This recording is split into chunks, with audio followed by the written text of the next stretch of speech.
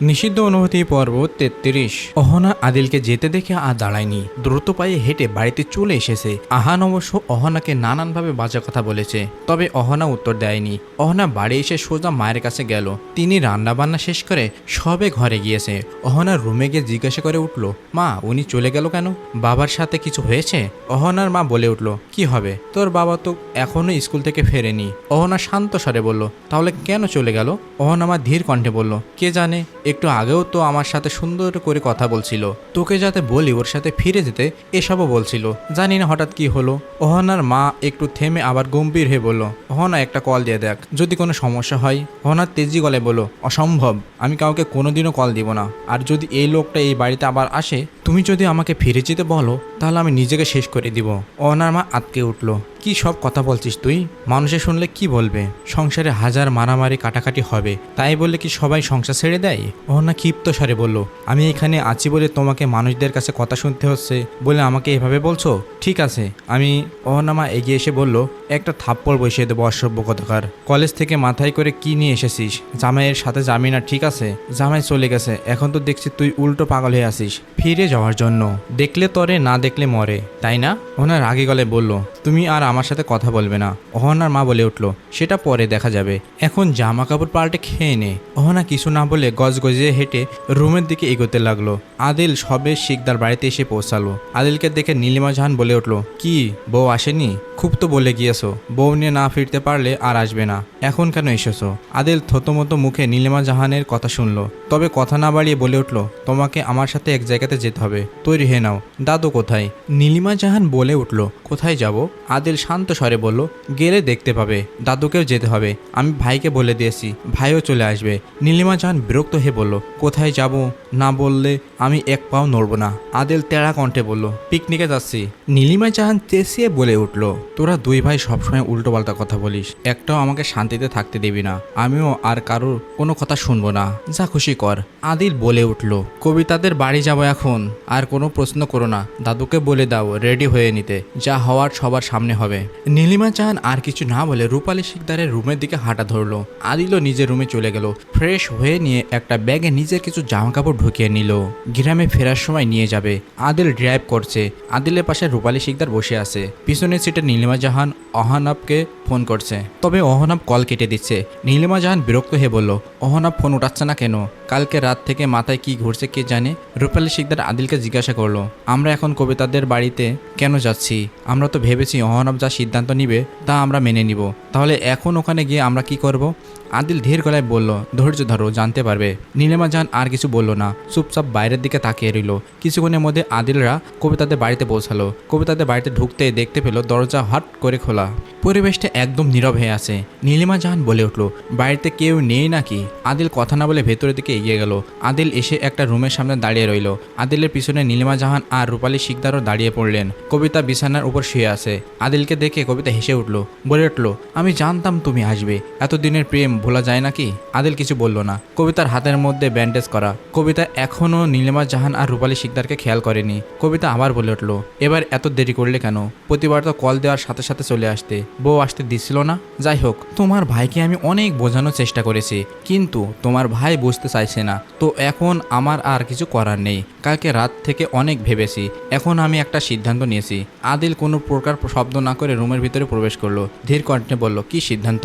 কবিতা বিছানা থেকে উঠে দাঁড়ালো। আদিলের সামনে এসে বলল, আমি তোমার ভাইকে ডিভোর্স দিয়ে তোমাকে বিয়ে করব।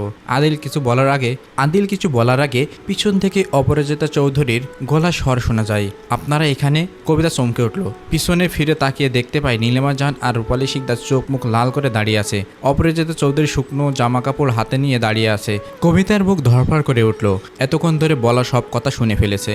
রূপালী শিকদার এগিয়ে এলেন। কবিতার সামনে এসে বলে উঠল, তোমার সাথে কথা বলতে আমার রুচিতে বাজছে, তবুও না বলে থাকতে পারছি না। তুমি একটু আগে যেই কথাটা বললে, একথা কোনো সুস্থ মস্তিষ্কে মানুষ বলতে পারে? কবিতার চোখ মুখ লাল হয়ে উঠল। অপরাজিতা চৌধুরীর রুমের ভেতর এসে জামা কাপড়গুলো সোফার উপরে রাখলো। এরপর তিনি এগিয়ে এসে বলে উঠল, আমার মেয়েটা এ কয়েকদিন কেমন জানি হয়ে গেছে, উল্টো পাল্টা কথা বলছে, আপনার ওর কথা ধরবেন না। নীলিমা জাহান কটাক্ষ করে বলল, ঠিক বলেছেন, আপনার মেয়ের মাথা খারাপ হয়ে গেছে, তাই তো নিজের স্বামীকে ডিভোর্স দিয়ে তার ভাইকে বিয়ে করতে চাইছে। যাতে মাতাল তালে ঠিক, তাই না? অপরাজিতা চৌধুরী থমথমে মুখে দাঁড়িয়ে রইল। আদিল শান্ত চোখে চারপাশে কি হচ্ছে সব পর্যবেক্ষণ করছে। হঠাৎ আদিল বলে উঠল, কবিতা আমাকে এখানে একা আসতে বলেছিল, আর আমি অর্ধেক পথ চলেও এসেছিলাম, কিন্তু পথে ভাইয়ের ফোন আসে। ভাইকে জানানোর পর ভাই বলল যাতে তোমাদের নিয়ে আসি। আজ যদি আমি এখানে একা আসতাম তাহলে পরিস্থিতি আরও খারাপ হয়ে যেত। আদিল একটু থেমে কিছু বলতে যাবে, তখনই অহনাব দ্রুত পায়ে হেঁটে রুমে প্রবেশ করলো। অহনাবের হাতে নীল রঙের একটা খাম রয়েছে। অহনাব এগিয়ে এসে আদিলের সামনে দাঁড়ালো। কবিতা অবাক হয়ে তাকিয়ে রইল। আদিল যে সবাইকে নিয়ে আসবে এটা কল্পনাও করেনি। কবিতা অহনাবের দিকে এগোতে গেলে অহনাব শান্ত স্বরে বলল, কবিতা, আজকে পর তোমার আর আমার আর কোনোদিন দেখাও হবে না, তাই তুমি এই মুহূর্তে বলে দাও তুমি কি চাও। তুমি যা বলবে তাই হবে। কবিতা কিছুক্ষণ চুপ করে থেকে বলে উঠল, আমি আদিলকে ভালোবাসি, আমি আদিলকে বিয়ে করতে চাই। তাহলে তুমি আমাকে বিয়ে কেন করলে? কবিতা আদিলের দিকে তাকিয়ে বলে উঠল, যাতে আমি আদিলের কাছে কাছে থাকতে পারি। অহনাব চোখ বন্ধ করে নিল। নিজের বউয়ের মুখে এই কথা শোনার আগে হয়তো মরে গেলে বেঁচে যেত। অহনাব আর কিছু বলল না, এক পাশে সরে গেল। নীলিমা জান অবাক হয়ে তাকিয়ে রইল। রূপালী শিকদার কি বলবে কথা খুঁজে পেল না। কবিতার মা ভীষণ বিরক্ত হলো কবিতার উপর। আদিল, তোমার মোবাইলে কি কল এসেছে? আলো জ্বলছে। আদিল দাদিমার কথায় মোবাইল বের করে দেখলো অপরিচিত নাম্বার। আদিল পরে দেখবে ভেবে ফোনটা কাটতে গিয়ে ফোন রিসিভ করে নিল। মোবাইল স্ক্রিন বন্ধ করে আবার পকেটে ঢুকিয়ে নিল।